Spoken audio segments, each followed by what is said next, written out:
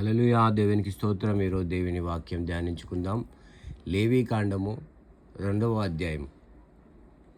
ఒకడు యెహోవాకు నైవేద్యం చేసినప్పుడు అతడు అర్పించినది గోధుమ పిండిదై ఉండవలెను. భూమి మీద ఎన్నో పిండిలు ఉన్నాయి, మరి గోధుమ పిండి ఎందుకు అడిగిండు తండ్రి?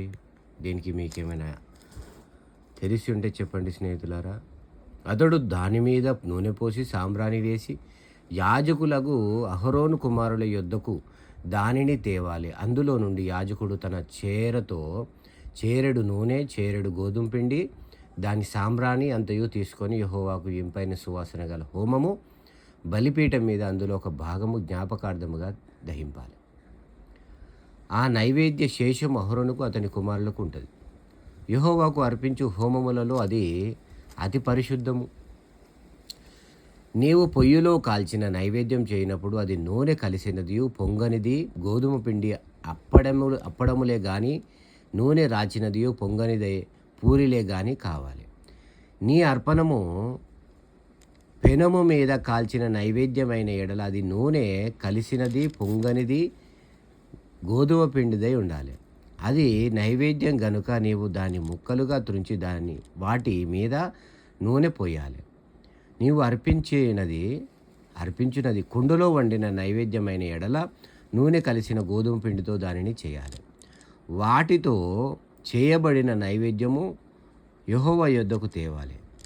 యాజకుని యొద్దకు దానిని తెచ్చిన తర్వాత అతడు బలిపీఠము దగ్గర దానిని తేవాలి. అప్పుడు యాజకుడు ఆ నైవేద్యములలో ఒక భాగము జ్ఞాపకార్థముగా తీసి బలిపీఠం మీద యెహోవాకు ఇంపైన సువాసన గల హోమముగా దానిని దహింపాలి. ఆ నైవేద్యము శేషము అహరోనుకును అతని కుమారులకును చెందుతుంది. యెహోవాకు అర్పించు హోమములలో అది అతి పరిశుద్ధము. మీరు యెహోవాకు చేయు నైవేద్యం ఏదియు పులిసి పొంగనిది ఉండాలి, దాంతో చేయకూడదు.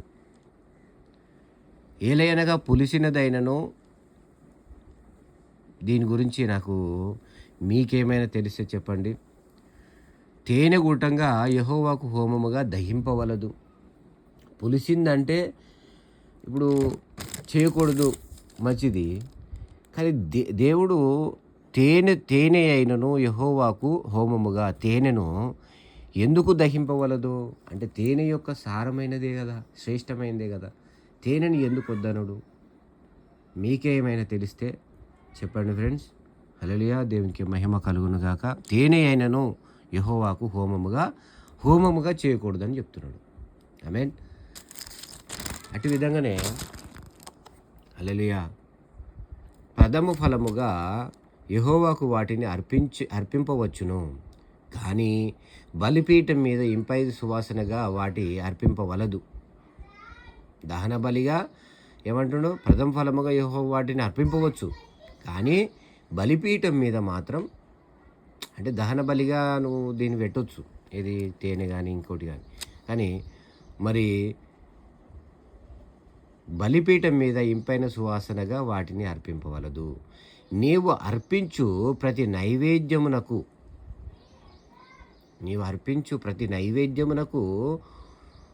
ఉప్పు చేర్చవలెను.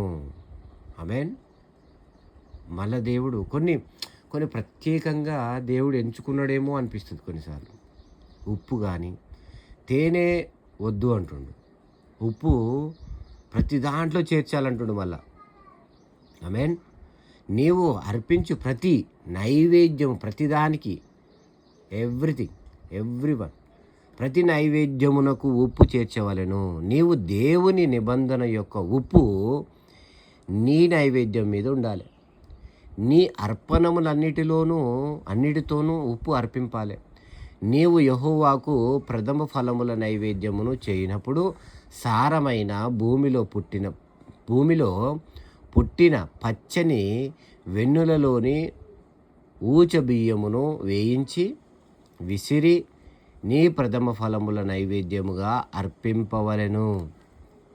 అది నైవేద్య రూపమైనది. నీవు దాని మీద నూనె పోసి దానిపైన సాంబ్రాణి వేయాలి.